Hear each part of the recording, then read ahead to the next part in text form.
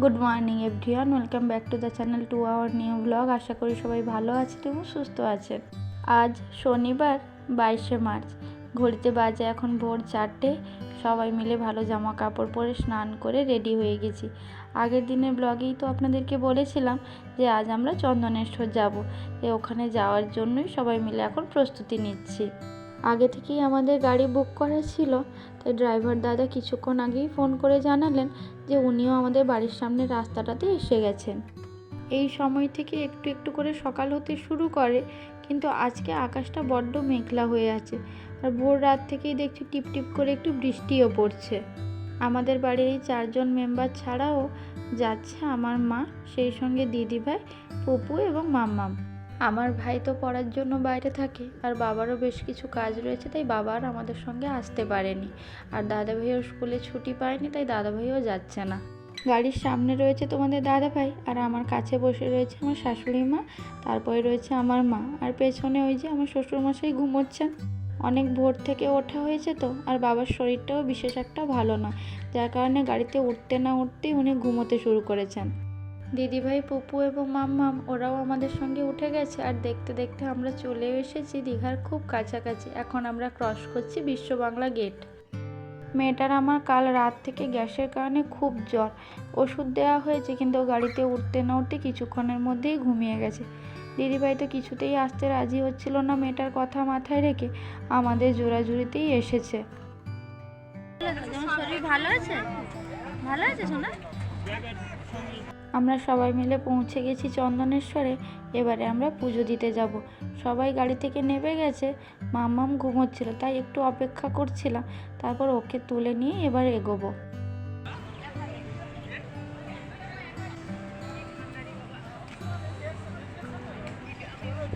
গেটে ঢোকা মাত্রই আমাদের পুজো দেওয়ার জন্য এখানে টিকিট কাটতে হচ্ছে। পুজো দেওয়ার জন্য যে যত টাকা ডালা নেবে সেই অনুপাতে টিকিট কাটতে হবে এখানে। গাড়িতে ওঠার পর থেকে আপনাদের পুপুর সঙ্গে সাক্ষাৎ করানো হয়নি। এই যে আমাদের মহারানী।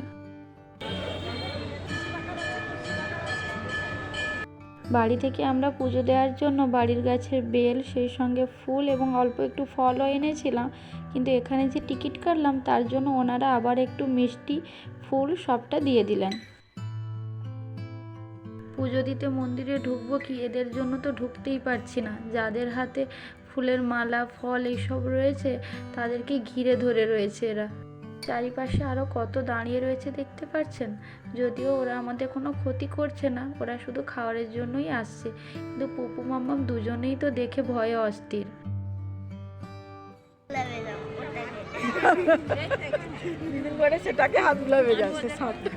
পুজো দেওয়ার জন্য মা বাড়ি থেকে একটা পেতলের গামলা এনেছিল, কিন্তু ওটা ব্যাগের মধ্যে গাড়িতেই থেকে গেছে, তাই বাবা ওটাকে আনতে গেছে, নিয়ে এলেই আমরা মন্দিরে ঢুকবো। বাবা গাড়ি থেকে ওটা নিয়ে চলে এসেছে। এবারে চলুন মন্দিরে ঢুকি, চলুন। এখানে আর এদের জন্য দাঁড়ানো যাচ্ছে না একেবারে।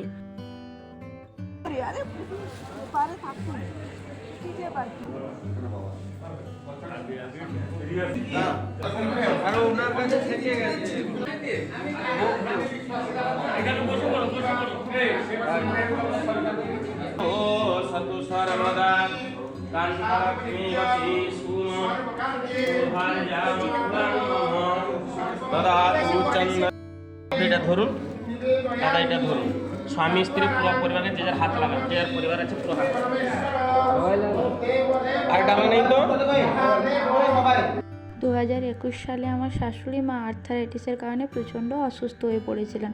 উনি ঠাকুরের কাছে মানত করেছিলেন যে উনি যখন সুস্থ হবেন তখন উনি ঠাকুরের কাছে এসে পুজো দিয়ে যাবেন।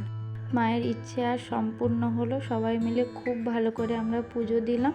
এবারে চারিপাশে মন্দিরটা প্রদক্ষিণ করে এখান থেকে বেরিয়ে যাব। চন্দনেশ্বরের মন্দিরের ভেতরে আমি লাস্ট ঠিক কবে ঢুকেছিলাম জানেন? আমার ঠিক মনে নেই, কিন্তু মন্দিরে এসেছিলাম আমি আজ থেকে প্রায় 7-8 বছর আগে, কিন্তু বিশেষ কিছু কারণের জন্য আমি তখন মন্দিরে আর ঢুকতে পারিনি। তাই এই প্রথম আমি বলতে গেলে মন্দিরের ভেতরটাকেও ঠিক করে দেখলাম। সকাল থেকে বলতে গেলে আমাদের সাথে সাথে বাচ্চাগুলোরও সেইভাবে কিছু খাওয়া হয়নি, তাই দিদিভাই বাচ্চা দুটোকে নিয়ে আগেই বেরিয়ে গেছে, সেই সঙ্গে তোমাদের দাদভাইও গেছে। আর বাবা মা আবার কবে আসবে তার তো ঠিক নেই, সেই কারণে ওনারা চারিদিকটা ভালো করে প্রদক্ষিণ করছেন এবং প্রণাম করছেন। তোমাদের দাদাভাই এবং পুকুর দুজনেরই জল খাবার খাওয়া হয়ে গেছে, আর মাম্মাম কিছু খায়নি, বাড়ি থেকে যেগুলো আনা হয়েছে ও সেগুলোই খাবে, যেহেতু ওর শরীরটা ঠিক নয়। আর আমাদের জন্যও তোমাদের দাদাভাই প্যাক করিয়ে নিয়েছে। চলুন তবে এখান থেকে এবারে বেরিয়ে পড়ি। আগেই তো দেখালাম আপনাদেরকে মন্দিরের ভেতরে ওই বড় পাড় বাঁধানো পুকুরটাকে, এটা রয়েছে মন্দিরের ঠিক বাইরে। এবারে এখান থেকে আমরা বেরিয়ে যাব সোজা দীঘা। চলুন ওখানে গিয়ে আপনাদের সঙ্গে দেখা হচ্ছে। এইদিকে চলো। আমি এটা দেখি আগে দিতে হবে। আমার লোলা বেরিয়ে গেছে। আমার মা সব ডেডিকেট করে সব। ঘড়িতে বাজে এখন বেলা 11টা। আমরা সবাই মিলে পৌঁছে গেছি ওশিয়ানা বিচের কাছে। এই সময়টাতে নিউ দীঘা কিংবা ওল্ড দীঘাতে প্রচণ্ড ভিড় থাকে, যার কারণে আমরা বাচ্চাগুলোকে নিয়ে একটু ভিড়টা অ্যাভয়েড করার জন্য এই জায়গাটাতে এসেছি। বাচ্চাগুলোকে আমাদের দুই মা এবং বাবার সঙ্গে পাঠিয়ে দিয়েছি আগেই, আর আমি আর দিদিভাই একটু দাঁড়িয়ে এখানে একটু ভিডিও শ্যুট করছি। ওশিয়ানা বিচে যখনই আসা হয় তখনই বেশ ভালো লাগা কাজ করে ওই অত উঁচু সিঁড়ি ভেঙে ওঠা কিংবা নামাতে। অবশেষে দেখা মিলল সেই বিশাল নীল জলরাশির। কিন্তু জানেন তো, আজ মনে হচ্ছে ওয়েদারটা আমাদের সঙ্গে সঙ্গ দেবে না, কারণ সকাল থেকে বেশ অনেকবারই দেখলাম বৃষ্টিটা হয়ে গেল। এই যে আবার শুরু হয়েছে বাইরে বৃষ্টি, আর এই জায়গাটি ফাঁকার কারণে দোকানপাটও খুব কম, তাই বসার জায়গা একেবারে নেই বললেই চলে। সবাই মিলে তাই উঠে গেছি এই টাওয়ার হাউসটাতে। বাড়ি থেকে একটা বড় পেপার এনেছিলাম, ওটা পেতেই এখন সবাই বসেছি। আর এখানে লোকজনও কম, তাই জন্য আমাদের বেশ সুবিধেও হয়েছে। একা খেয়ে যাচ্ছিস কেন? এই বাবা, তুই বেশি শেষ করে দিয়েছিস। আমাকে দিসনি।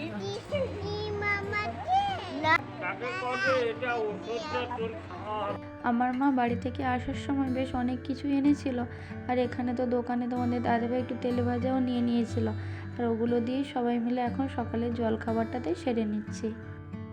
অবশেষে বৃষ্টি আমাদের থেমেছে, সবাই মিলে খাওয়া দাওয়া শেষ করে যাচ্ছি এবার সি বিচের দিকে।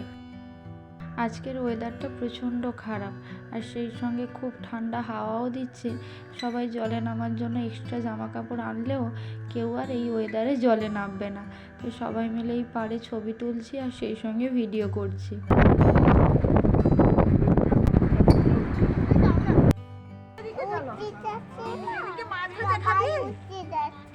সবাই উঠে যাচ্ছে। ভয় পাবে না বাবা। আরে এরকম দাঁড়াবি, তোর পা দিয়ে জল চলে যাবে কিছু।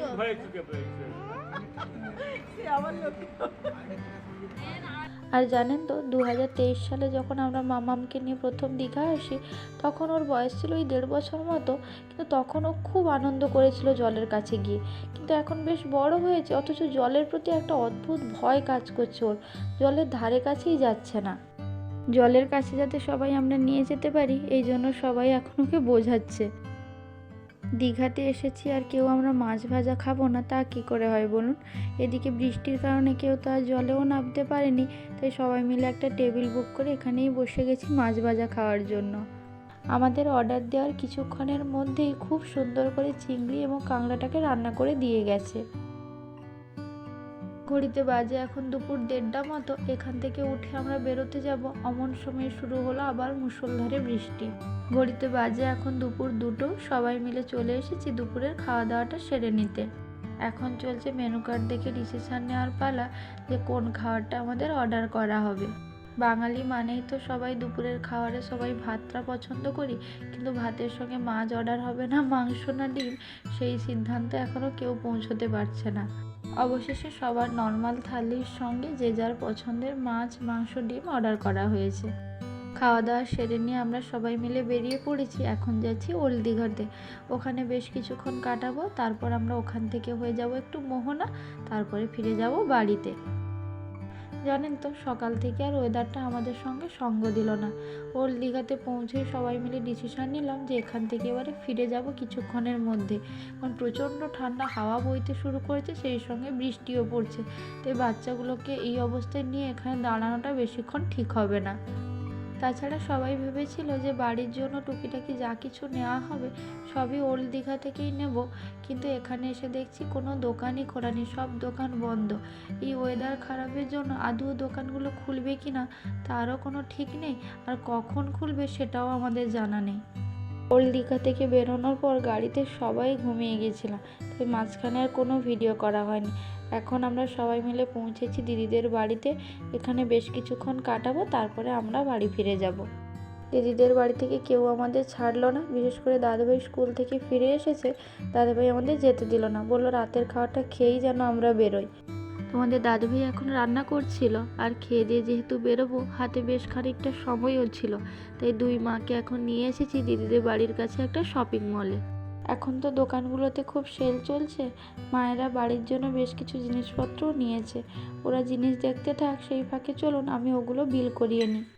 ফিরে এলাম দিদি বাড়িতে, এসে দেখি তোমাদের দাদাভাই এখনও মাংস কষাচ্ছে, যদিও প্রায় শেষ হয়ে এসছে। এরপর আমরা খাওয়া দাওয়া করে এখান থেকে বেরোবো। ঘড়িতে বাজে রাত 10টা, দিদি বাড়ি থেকে বেরিয়ে এসেছি বেশ অনেকক্ষণ আগেই। মাকেও মাঝপথে নামিয়ে দিলাম। রাস্তাতে আমার বাবা মাকে আনতে এসেছে। এবার এখান থেকে আমাদের বাড়ি যেতে সময় লাগবে আর ওই 15-20 মিনিট মতো। চলুন তবে এবারে ফিরে যাই বাড়ি, আর সেই সঙ্গে ব্লগটাও আজকের মতো এখানেই শেষ করছি। যদি ব্লগটা ভালো লেগে থাকে তাহলে অবশ্যই like, comment, share and subscribe করে দেবেন। দেখা হবে খুব শিগগিরই পরবর্তী কোনো ব্লগের সঙ্গে। ততক্ষণ সবাই ভালো থাকবেন।